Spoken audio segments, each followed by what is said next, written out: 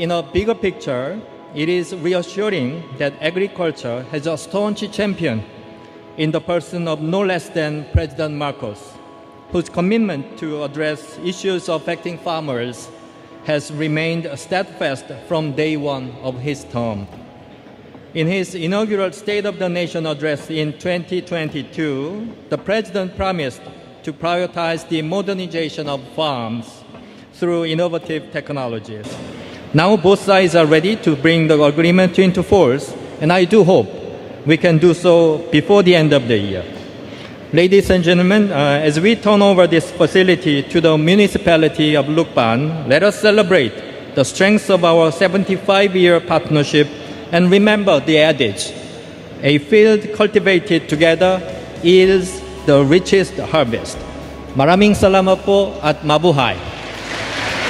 Thank you, Ambassador Lee Sang-hwa.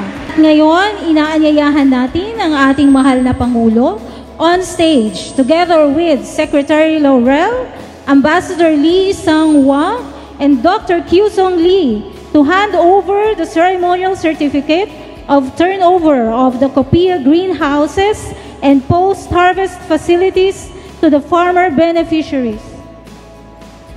Inaanyayahan din natin ang ating Mayor ng Lucban, Mayor Agustin Villaverde, and the Copia Sipag Lucban President Mr. Lito de Asis to receive the certificate. This donation covers 8 units production greenhouses, 1 unit seedling nursery, and 1 unit post-harvest facility. Congratulations to the Copia Lucban Sipag and Mayor Villaverde, at maraming salamat, mahal na Pangulo.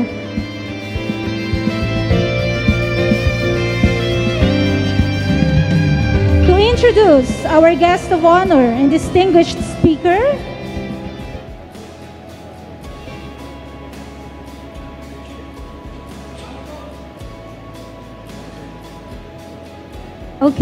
to introduce our guest of honor and distinguished speaker, may we now request the Department of Agriculture Secretary Francisco P. Chu Laurel Jr. Ladies and gentlemen, the President of the Republic of the Philippines, His Excellency Ferdinand R. Marcos Jr.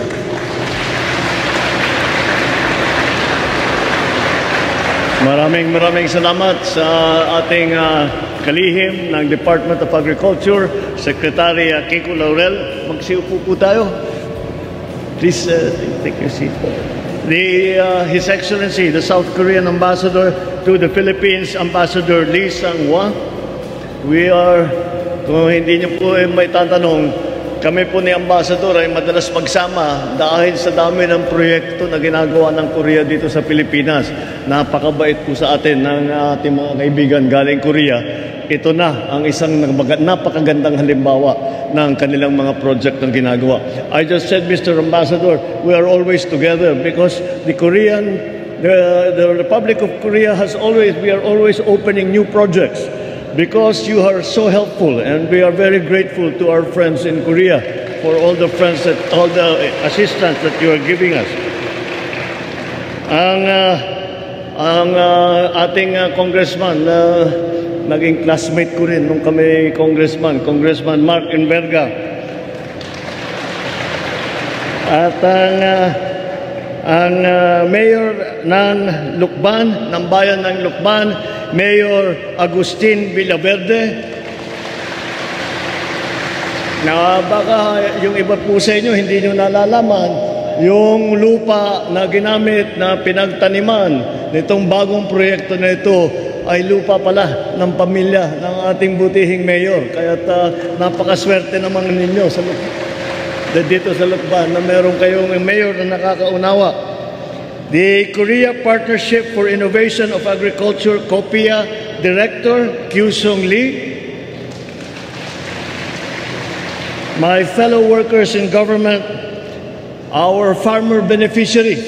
Ito po ang nag-handover po tayo, mapupunta na po sa inyo itong proyekto na ito. At lahat ng farmer beneficiaries, ladies and gentlemen, good afternoon.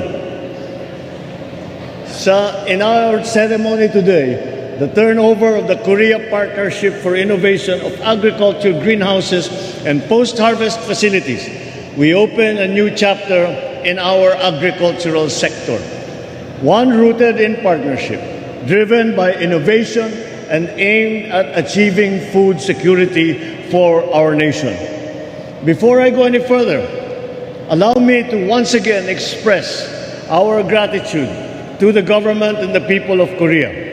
Your support and belief in the Filipino people have made this very important milestone possible.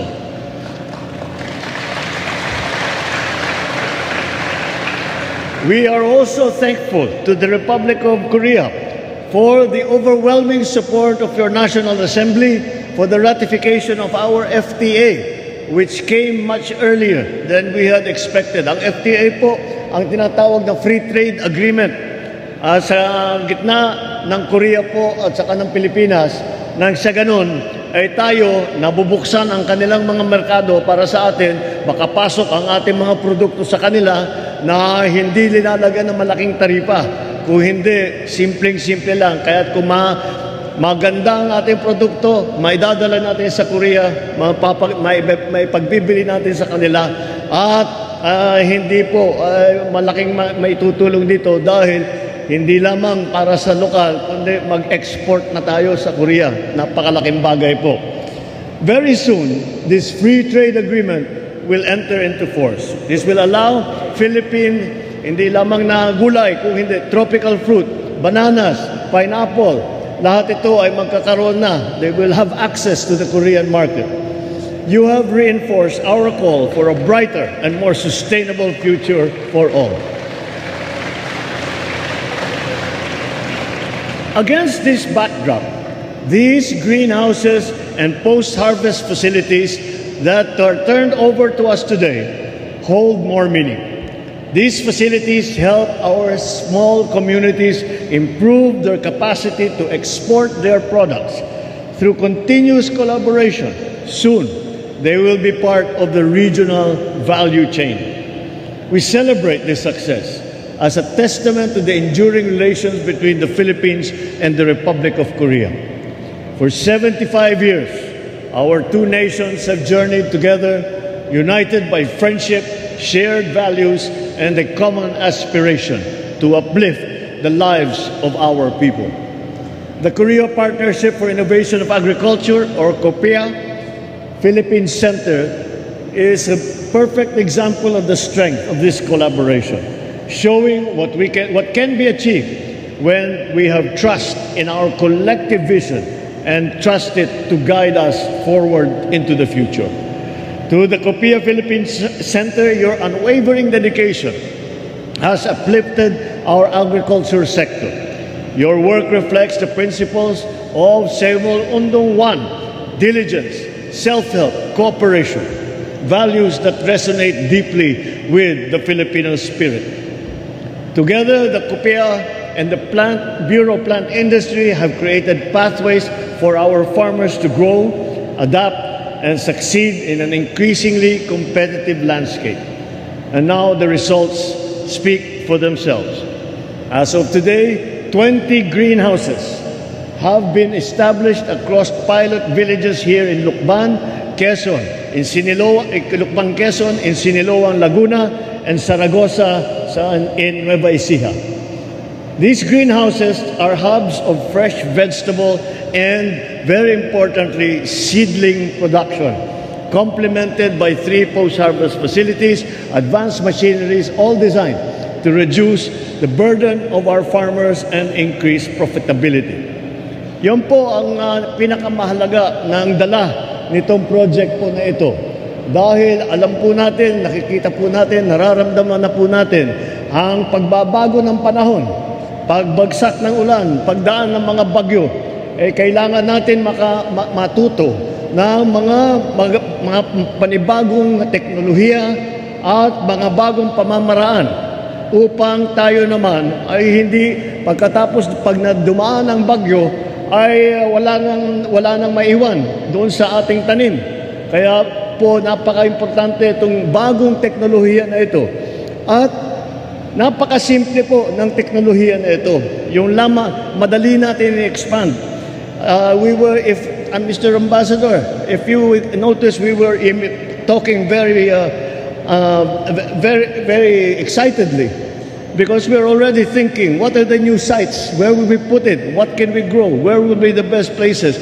And how do we expand?